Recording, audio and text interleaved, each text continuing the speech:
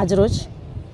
જામનગરના પદાધિકારીઓ તેમજ અધિકારીઓની સાથે રાખી અમે દરેડના જે ફિલિંગ કેલન છે ખોડિયારના મંદિર પાસેની એનું અમે નિરીક્ષણ કરવા આવ્યા છીએ અને તેની સફાઈ માટેની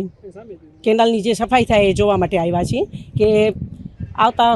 થોડાક સમયમાં વરસાદની કામગીરી ચાલુ થશે તો એની સફાઈ કેટલી થઈ છે શું છે એનું નિરીક્ષણ કરવા આવ્યા છીએ। ખાસ કરીને તો અહીંયાની જે નદી છે એ નદીની જે પાણી જે ગટરનું આવે છે એની શું વ્યવસ્થા છે ને કઈ રીતે એનું એ લોકો નિરીક્ષણ કરે છે એને આધારે અમે આવ્યા છીએ ખાસ તો।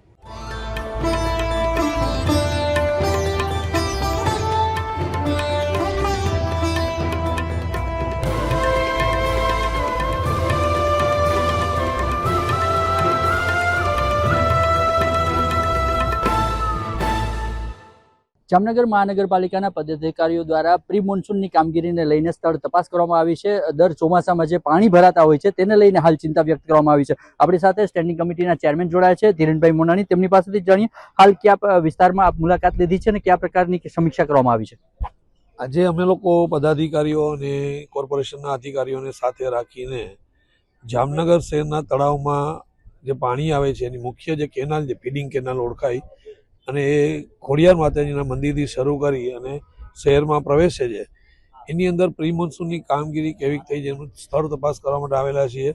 અને નીચાણવાળા વિસ્તારોમાં એને કારણે જે કાંઈ પાણી ભરાતું હોય તો એની સમીક્ષા કરી અને એ સમસ્યા આ વર્ષે ચોમાસામાં ન ઉદ્ભવે એના માટેના આયોજનમાં અમને ઉપયોગી થાય એવી માહિતી અત્રેથી એકત્રિત કરી અને અધિકારીઓને સૂચના આપવાની અમારી નેમ છે।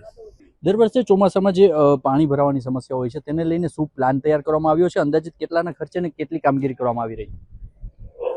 પ્રી મોન્સૂન કામગીરી જે છે કેનાલોની સફાઈની એની અંદર ખાસ કરીને પહેલાં તો કેનાલોની અંદર સફાઈ કરવાની છે અને જે જગ્યાએ અવરોધ થતો હોય પાણીને અવરોધ હોય એવા જે કંઈ પોઈન્ટ છે એને આઈડેન્ટિફાઈ કરીને ત્યાંથી એક અવરોધ દૂર કરી કચરો દૂર કરી અને પાણીની સરળતાથી આગળ આવી જાય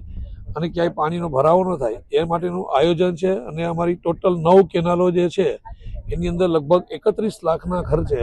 આ પ્રી મોન્સૂનની કામગીરી કરવાનું આયોજન હાથ ધરેલું છે।